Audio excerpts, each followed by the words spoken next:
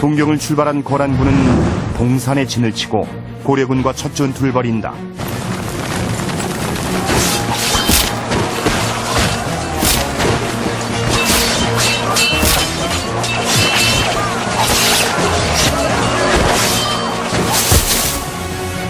고려군은 참담한 패배를 당하고 선봉군 대장까지 포로가 되고만.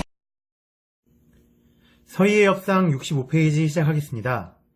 서희의 협상, 여러분들이 보시다시피 선생님이 편하게 이해할 수 있게 색깔로 구분을 해봤습니다. 이제 거란 쪽의 행동들이나 입장을 보라색으로, 고려 측의 행동들이나 입장, 반응을 빨간색으로 해봤습니다. 여러분들 이거에 유념하시고 이제부터 본문 해설을 시작하겠습니다.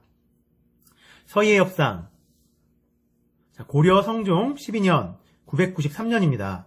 거란 장수 소손영이 80만 대군을 이끌고 고려를 침공했습니다.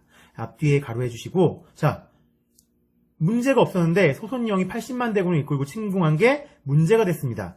갈등이 발생했죠. 협상이 일어나기 위해선 어떤 갈등이 있어야 합니다.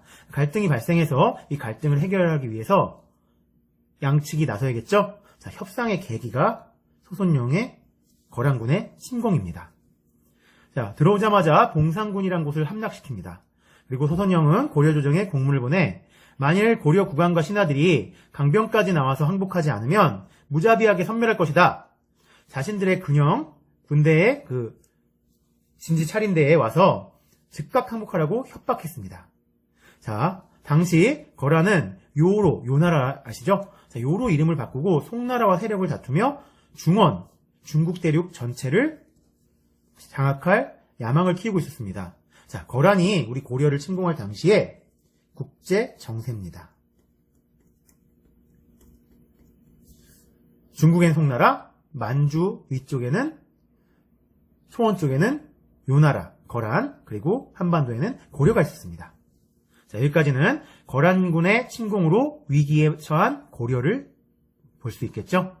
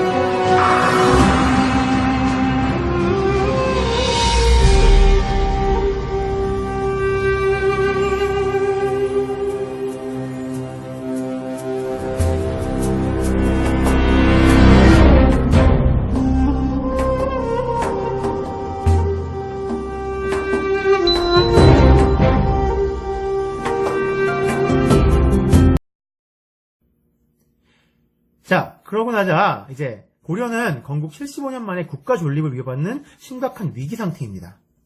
갈등이죠. 내려가서 다급해진 성종은 이몽전을 소손영에게 보내 우리 협정해가지고 전쟁 그만하자를 청했습니다. 그러나 거란은 항복하지 않으면 무자비하게 정벌하겠다라는 뜻을 전달받았을 뿐 성과가 없었습니다. 거란은 정벌하겠다 했습니다. 거란의 아주 강한 태도죠. 강경한 태도입니다. 거란의 강경한 태도.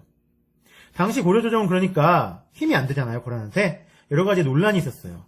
그래서 무조건 거란에 항복하자라는 쪽도 있었고, 북쪽 땅 일부를 떼어주자, 그리고 화해하자라는 쪽도 있었는데, 이 둘 중에 우리 땅을 주자라는 쪽으로 의견이 기울었습니다. 이때 유명한 서희가 반대하며 나섰습니다. 고려를 완전히 멸망시킬 목적이 있었다면 무조건 치고 내려왔을 거다. 저런 말 안 한다. 저런 경고 안 한다. 항복하라는 공문을 보내고 기다리고 있는 걸 봤을 때, 거란도 우리랑의 전체적인 아주 전쟁을 원치는 않는다는 것 같다. 그거니 협상할 수 있겠다. 우리 가서 협상하자. 주장, 거란도 전면전을 원치 않는 것 같다. 그렇다면 그 이유가 뭐냐? 항복하라고 공문을 보내고 있잖아. 무조건 치고 내려올 텐데, 아니면 정벌할 거면 치고 내려오겠지. 자, 그럼 이건 주장에 대한 요거는 어떤 게 될까요? 토론 배웠으면 알겠죠? 주장의 근거입니다. 이런 이유로 거란은 우리를 실제로는 정벌하러 온 게 아니라 어떤 항복의 이유가 있을 거야. 그럼 협상할 수 있을 거야. 라고 하는 겁니다. 자, 고려, 조정의 여러 항복과 그리고 땅을 떼어주자는 거에 지금 두 가지의 의견에 다 반대한 서희입니다.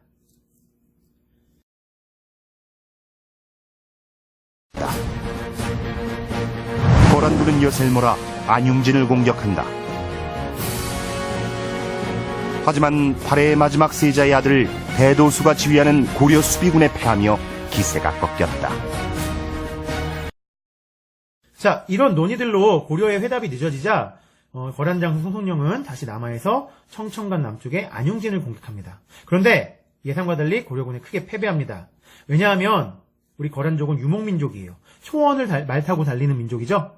근데 평지 싸움에 능하겠죠, 그러면은. 근데 우리 한반도는 거의가 대부분이 산악지대입니다. 그러니 말 타고 다니는 거란족이 힘을 쓸 수 없겠죠. 그래서 소선영은 이 전투에서 엄청 패하고 더 이상 공격하지 않습니다. 그리고 다시 사신을 보내서 빨리 항복해라! 라고 합니다.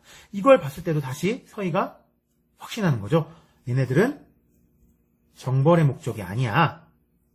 를 확신합니다. 자, 안용진 전투에서 패배한 거란이 재차 항복을 요구하고 있는 것입니다. 자, 요 단락은 협상의 사신으로 자원하는 서희입니다. 자, 이런 상황에서 고려는 사신을 보내 협상을 시도했으나 소선영은 사신의 직급이 낮다며 만나보지도 않고 돌려보내요. 자, 성종은 그때 왕이죠, 고려왕. 여러 신하들을 둘러보며 누가 거란지로 갈 건지 물어보는데 소선영이 고려 대신을 불러 죽이려는 함정일지도 모른다고 해서 아무도 안 갑니다. 아무도 나서지 않아요. 이때 서희가 용감하게 자원합니다. 자, 여기까지가 처음 부분입니다. 협상을 하기 전에 고려와 거란과는 어떤 일이 있었는지에 대한 얘기가 처음입니다.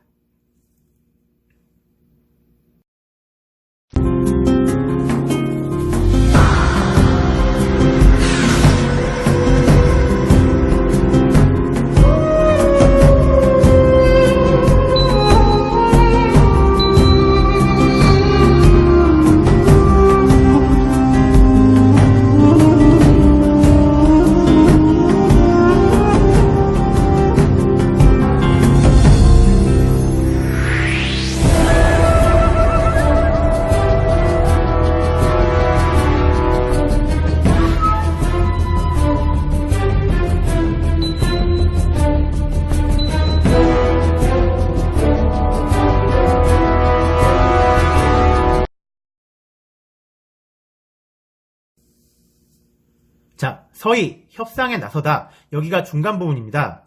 협상 당사자들의 주장과 반박을 잘 알아둬야겠고요. 자, 이 내용은 실제로 역사서에 기록되어 있는 걸 대화문으로 옮겨놓은 거니까 더 생생하게 여러분들이 느낄 수 있겠죠? 그리고 알 수 있습니다. 자, 고려의 대표로는 서희가 나섰고 쳐들어온 거란 군대 대표는 소선영입니다. 그래서 서희와 소선영의 협상이라고 볼 수 있겠죠. 근데 서희랑 소선영은 개인이 아니라 어딥니까? 누구의 대표입니까? 그렇죠. 서희는 고려라는 국가의 대표입니다. 소선영은 그렇죠. 거란이라는 국가의 대표죠. 그러니까 이들은 개인적으로 하는 게 아니라 집단의 이익과 집단의 문제를 해결하러 온 대표일 뿐입니다. 자, 그래서 라운드가 세 라운드가 펼쳐져요. 라운드 1. 자, 손영이와 희가 어떻게 붙는지 봅시다. 자, 손영이가 얘기합니다. 나는 대국, 요나라, 큰 나라의 귀한 사람이고 그대는 소국, 고려, 신하이니 그대는 뜰 아래서 절을 올려 얘를 나한테 다 해야 된다 라고 하는 거죠. 자, 이렇게 자기가 더 상대보다 높다고 하는 건 협상에서 나에게 우위를 점하려는 의도입니다. 그러니 서희가 얘기합니다. 신하가 임금을 대할 때는 뜰 아래서 절을 함이 옳지만 그대는 거란의 신하이고 너도 거란 신하야? 나는 고려의 신하인데 우리 둘 다 신하인데 어찌하여 군신의 예의를 갖추려고 한단 말인가? 당당하네요. 쫄지 않아요. 이는 대국의 도가 아니오. 당신 나라 요나라가 대국이더라도 대국에서 이런 도리를 어기진 않는다 라고 얘기하는 거죠. 손영희가 얘기합니다. 각국을 대표하고 하는 신하라고 하더라도 거라는 큰 나라다. 우리나라는 큰 나라야. 고려는 작은 나라인데 어디 신하 같은 작은 나라가 같을 수 있냐? 했더니 서희가 기죽지 않아요. 죽기를 각오한 듯이 그럴 수는 없어. 나를 고려의 대표로 인정하지 않으면 돌아가 전쟁을 준비하겠소. 라고 얘기합니다.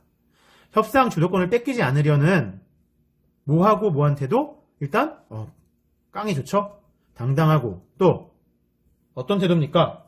단호하죠. 그래? 나 대표를 인정하지 않으면 돌아가 전쟁 준비한다. 근데 이 전쟁 준비한다는 건 실제로 진짜 전쟁할 수는 있겠지만 고려는 국력이 약하기 때문에 전쟁하면 손해입니다. 다만 서희가 아까 판단한 바로는 얘네가 정보를 하러 온 게 아니기 때문에 세게 나온 거죠. 세게 나온 겁니다. 실제 전면전을 펼치지 않을 걸 알기 때문에 이렇게 당당하게 나온 거죠. 자, 손영희가 얘기합니다. 생각하다가 좋소. 그럼 일단 자리에 앉아 이야기해 보도록 합시다.